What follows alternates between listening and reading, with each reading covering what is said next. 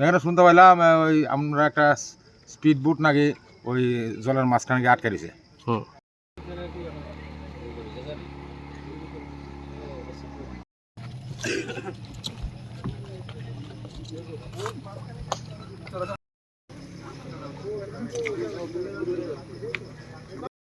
ওই মাঝখানে গেছিলাম, মাঝখানে গিয়ে আসা প্যাডেলটা মেবি কিছু প্রবলেম হয়েছে বা মানে প্যাডেলটা কাজ বন্ধ করে গেছে।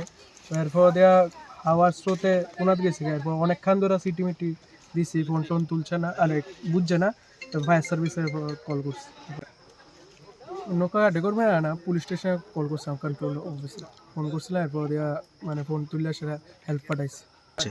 ও কি ফায়ার সার্ভিসের তারা পুলিশ তারা হেল্পে আমরা আইছি। বোটে প্রায় নিয়ার অ্যাবাউট আধা ঘন্টা উপরে হইব। এখানে শুনতে পাইলাম ওই আমরা একটা স্পিড বোট নাকি ওই জলের মাঝখানে গিয়ে আটকে দিছে।